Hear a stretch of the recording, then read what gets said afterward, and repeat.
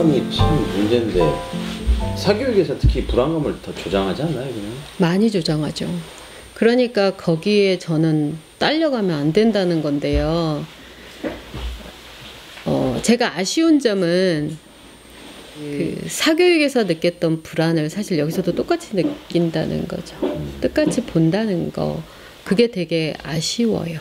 그러니까 우리는 다른다는 거죠. 우리는 되게 다르게 아이들을 키우고 있는 거고, 그래서 이게 되게 자랑스럽고 이게 되게 잘하고 있는 건데, 되게 이제 그 부분, 우리 아이가 물론 객관적으로 저 아이보다 단어를 좀 못 외울 수도 있고, 지금은 저 플루언시로 좀 못 갈 수도 있는데, 그걸 굉장히 불안해 하신다는 거죠. 같이. 자꾸 저는 어머님들이 학원에 있을 때 하나같이 목표를 그 외국에 갔다 온 애들 수준으로 두시는 거예요. 우리 아이는 외국을 안 갔는데 막 그 리턴이라고 얘기할 때는 기본적으로 뭐 5년 뭐 이렇게 살다 온 애들이잖아요. 아무리 무슨 저기 한다고. 그럼 그 애들하고 어떻게 이게 같을 수가 있겠냐고요. 근데 이제 거기다 딱 두시고 얘기하니까 우리 아이는 끊임없이 못나 보이거든요. 자칫 잘못하면. 그 영어를 조금 늦게 시작했고 그만큼 경험을 덜한 것 뿐인데 자꾸 이렇게 한 줄로 세우는 이런 거에 우리도 휘둘리고 있는 거예요, 사실은. 그래서 그 부분을 저는 다시 한 번만 좀 생각해 봤으면 좋겠어요. 우리가 왜 사교육을 바라보는가. 딱 사교육하면 지금 머리에 그리시는 게 굉장히 편안하게 영어를 구사하고 굉장히 그런 미국 교과서 수준의 그런 글들을 가지고 애들이 막 이야기를 하고 이렇게 그리시죠. 그런 애들이 전국에서 몇 명이나 될 것 같은데요. 그러니까 이 이미지를 자꾸 조정하는 애들은 당연히 사교육이죠. 예. 그러니까 자꾸 휘둘리시는 거예요. 그러니까 이거를 이렇게 할 필요가 없는 거예요. 진짜로 탑 레벨이요. 청담이 어찌됐든 뭐 이렇게 사교육을 이렇게 언급하면 안 되는데 가장 그 탑 레벨에 들어간 애들이 가장 그 사교육의 중심가인 거기에서도 한반 구성이 될까요? 그 애들은 굉장히 작은 그룹이에요. 그 다음에 이제 외국 나가고 이런 문제는 저는 그래요. 외국 나가서 이제 말을 편안하게 하고 특히 비즈니스를 해야 되는 경우는 요즘에는 영어를 못하면 되게 힘들죠. 비즈니스 자체가 워낙 인터내셔널이라서 이제 그 정도의 영어를 원한다. 그러면 이제 거기서 좀 더 하면 되고요. 실제적으로 이제 우리 아이들은 좀 더 자유롭게 이제 뭔가 학교 그 교육 방식을 선택할 수도 있고 이런 게 있기 때문에 좀 다른 방식으로 실제로 그 이머전 환경을 좀 다녀올 수도 있는 거고요. 진짜로 내가 우리 아이는 그렇게 가야 되겠다. 이렇게 느끼면. 저는 그러니까 각자가 이건 좀 다르게 선택해서 갈 수가 있어요. 근데 이제 일단 우리가 같이 뜻을 모아서 우리는 대안학교를 만들었고 우리가 뭔가를 같이 해야 된다 이거잖아요. 그러니까 이 같은 기준을 가지고 우리 모든 아이들을 다 한번 묶어보자라는 좀 그런 것도 저는 느껴져요. 근데 그럴 수가 있나요? 대안학교 와도 이게 열망이 다 다르잖아요. 길이 다 다르고. 그래서 그 저희가 공통적으로 영어 교육이나 여기서 할 수 있는 거는 정말 공통적으로 기본적으로 아이들이 할 수 있는 능력을 깔아주는 거고요. 그 이외의 다양한 변주는 사실 이제 개별적으로 이제 약간 정하고 가셔야 되는 부분이 있는 거죠. 예. 우리 애들이 뭐 미국이든 뭐 영국이든 외국 나가서 잘 적응해서 살 것 같으세요? 뭐 1년, 보긴 일본 1년밖에 안 보셨다 치더라도. 왜 외국 나가시려고요? 아니 만약에 나갔다 치고 만약에 아니 그러니까 뭘 목표로 막 자기 뭐 일거리를 찾아갈 수도 있겠고 아니 뭐 그러니까 뭐 어떤 나이예요? 이제 뭐 일단은 이제 여기 학교를 다 졸업한 성인이 돼서 어떤 뭐 뜻을 가지고 이제 국내는 너무 좁아 또는 뭐 한국에 있기 싫어 또는 뭐 새로운 경험을 시작했어 뭐 그런 뭐 등등의 여러 가지 이유로 애들이 다 갔을 때 거기서 외국 생활을 잘 하게 생겼는지 아니면 다 너네들은 좀 어렵다 이런 느낌이 드시는지. 그래서 제가 아까 그렇게 말씀드렸잖아요. 애들이 인터랙션하고 사람들한테 다가가는 게 굉장히 틀려요. 우리 아이들의 정말 장점이 저는 사람들한테 이렇게 열려 있고 다가가고 이런 태도라고 보여지거든요. 그러니까 그런 측면에서 보면 외국 가서 생활 잘할 거예요. 우리 아이들이 선입견이 덜해요. 그러니까 이제 이렇게 확 열고 사람한테 확 다가가고 이런 게 있기 때문에 외려 이제 이런 식의 인터랙션이 좀 더 편할 거고요. 그런데 이제 한 가지 걱정되는 지점은 제가 저번에도 말씀드렸지만 자꾸 이제 아버님들이나 어머님들이 사교육을 신경 쓰시고 공교육하고 자꾸 비교를 하는 마음이 들잖아요. 그럼 이 불안이 자꾸 아이들한테 가죠. 근데 아이들이 가장 제가 클래스에 들어갔을 때 많이 들었던 얘기는 우리는 못해요. 우리는 못하잖아요. 그런 거. 이 얘기거든요. 근데 저는 정말 그게 충격이었어요. 아니 이 아이들이 왜 못한다는 얘기를 하는 것인가. 그러니까 이렇게 자신 있고 이렇게 자유롭게 키워지는 아이들이 왜 이렇게 자신이 못한다고 자꾸 생각을 하는 걸까. 그래서 이거를 좀 더 저는 이렇게 열려 있었으면 좋겠어요. 우리 아이들 특징이 그거라는 얘기는 들으신 적 있나요? 체육 같은 것도 다른 학교랑 같이 축구대회 한다면 안 한다고 해요. 그러니까 그걸 싫어하는 거예요. 외부 세계랑 본인들이 비교되고 심지어 게임도 안 하려고 해요. 그러니까 이런 거. 그러니까 끊임없이 좀 뭔가 이렇게 우리 안에서 주는 메시지가 있다, 저는 이렇게 보여지거든요. 그러니까 그 불안이 좀 그대로 전달돼서 우리는 못한다. 저희들은 계속 공부했잖아요. 뭐 이런 거거든요. 제가 처음에 영어를 이런 텍스트를 가지고 긴 문장이 있는 이런 걸 가지고 들어갔잖아요. 첫 마디가 그거였어요. 우리 이거 못해요. 우리 이거 해본 적 없어요. 그리고 이제 제가 막 그런 얘기를 하죠. 아니야, 우리는 이제 상급 학교로 진학도 해야 되고 막 이런 얘기 하면 우리는 그 아이들하고 비교가 안 돼요. 우리는 못해요. 이렇게 나오는 거거든요. 그러니까 아이들이 실제로 못하지 않아요. 실제로는 본인들이 평가하는 것도 훨씬 잘하거든요. 잘하는데도 자꾸 이제 그렇게 말을 하고 본인들을 자꾸 이렇게 안으로 이렇게 들이는 거거든요. 그러면서 여기에 자꾸 이제 아이들이 잘못하면 갇혀버린다는 느낌이 드는 거죠. 애들이 영어에 관심은 있나요?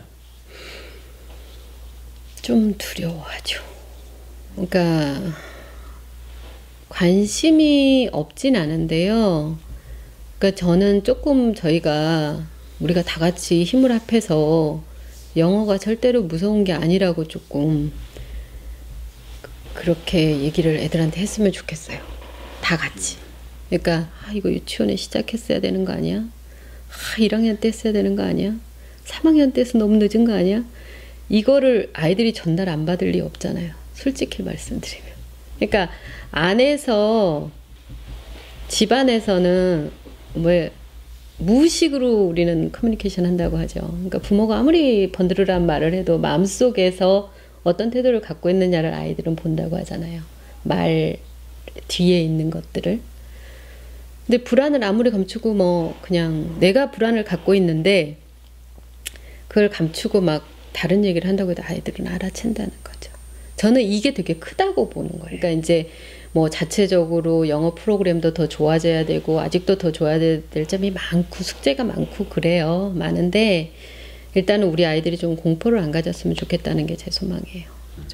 그런 거를 일단은 그러니까 자꾸 외부 애들은 했는데 우리가 안 하고 있었던 게 영어인 거예요. 그리고 사실은 영어가 쉽게 드러나죠. 수학보다. 그죠? 그러지 않나요? 이렇게 밖으로 애들이 몇 마디 하고 이런 게 쉽게 드러나기 때문에 그래서 영어에 대한 이 부모님들의 관심은 굉장히 커요. 그러니까 이 불안과 이게 섞여 있어요. 기대가 동시에. 그러니까 드러나기도 쉽고 그러기 때문에 그만큼 또 영어 교과는 힘든 측면도 사실은 있어요. 이런 주목을 좀 안 받고 싶다 이런 생각이 들 때가 사실 좀 있어요. 그러니까 좀 편안하게. 근데 이거를 특히 언어는요. 그런 영어 책에도 나오는 게 심리적인 측면이 굉장히 크대요. 그러니까 우리가 쉽게 외국인이 영어를 말을 못 뛰는 거는 일단은 그 상태에서 내가 다시 어린아이 상태로 내려가는 내 자아 존중감이 위협받기 때문이고 그런 공포와 두려움 때문에 사실 영어를 쉽게 이렇게 외국에 갔을 때 말을 못 된다고 하거든요. 근데 우리 아이들이 더 위축된 상태로 하면 이게 훨씬 더 끌어당겨지는 거예요. 그러니까 자신 있게 이렇게 뱉을 수 있게 이렇게 돼야 되는데 안 그래도 영어를 접하면 이게 더 위협받는데 이제 끊임없이 우리는 안 하고 있었던 이런 거에 대한 자신 없음 이런 것들이 같이 묻어나니까 그 부분이 조금 더 힘든 것 같아요. 구체적으로 그래서 이제 학부모들께서 어떤 뭐 요구가 있었다든지 등등 해서 좀 그 느꼈던 그런 애로사항들, 그리고 이런 부분이 우리 아이들한테는 싹 도움이 되지 않는다, 그런 뭐 사례들이 있었다면 좀 조심스러우시겠지만 좀 밝혀주신다면 많이 참고가 되지 않을까 싶어요. 그러니까 저는 우리 아이들이 좀 디시플린이 안 돼 있다 솔직히 느끼는 거는 그러니까 되게 인터랙션이 좋고 이렇게 하지만 아이들이 되게 쉽게 그런 말을 던졌다는 거죠. 당신이 뭘 알아서 우리한테 이런 책을 선정해 갖고 와서 공부하라고 하냐고.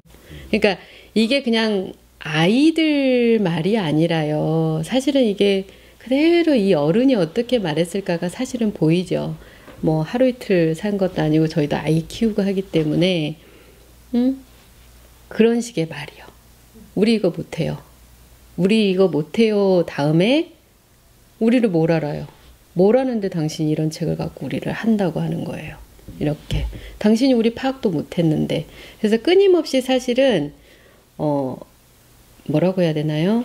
나는 만족을 받아야 되는 사람이고 당신은 나를 즐겁게 하고 나를 끌고 가서 재밌게 나를 해줘야 되는 사람의 이런 약간 시선이 있어요.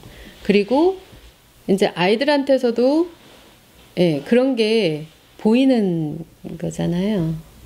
당신은 어떻게 보면 이제 그때 이제 선생님들이 가장 슬프다고 했어요. 그러니까 당신은 우리 고용인이잖아. 이런 느낌을 주는 거예요. 아이들이. 당신은 우리를 모르잖아. 아이들 입에서 그 말을 들었을 때 저는 굉장히 충격이었거든요. 그다음에 이제 우리가 이제 또 같은 공동체 학교이고 그렇기 때문에 모든 걸 좀 알고 싶어하고 설명받고 싶어하고 이런 부분은 분명히 존재를 해요.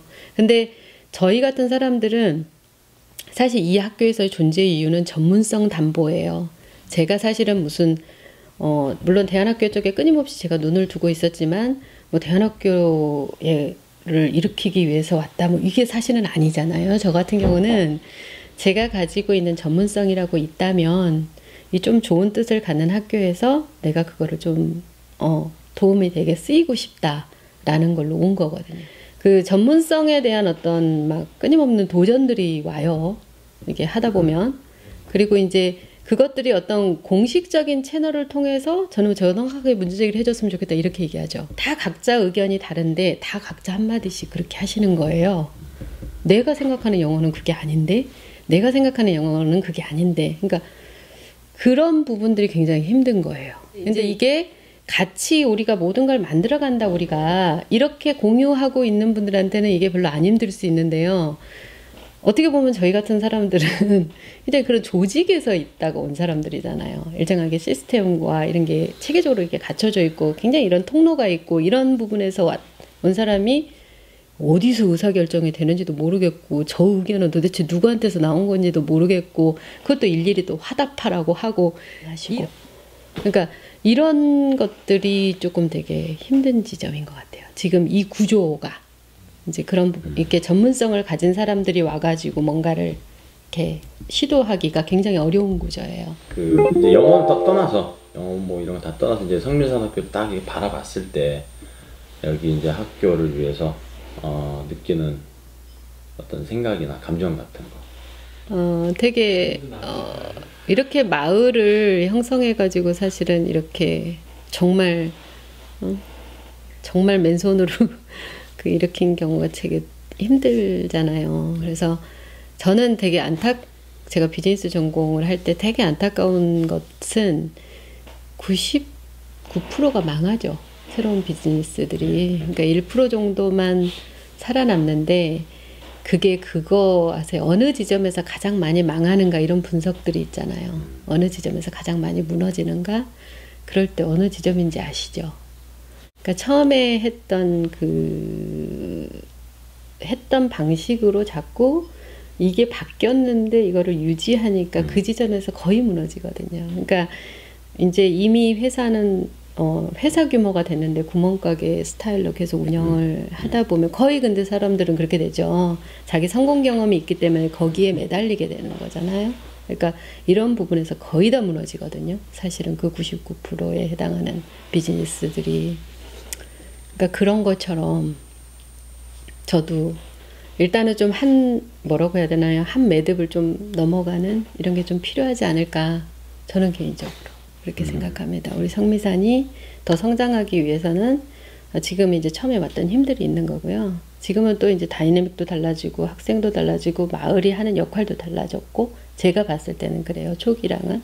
그렇기 때문에 요 뭔가 이렇게 새로운 변화를 좀 넘어갈 수 있는 이런 게 좀 필요하지 않을까. 되게 주제 너무 많이 했습니다.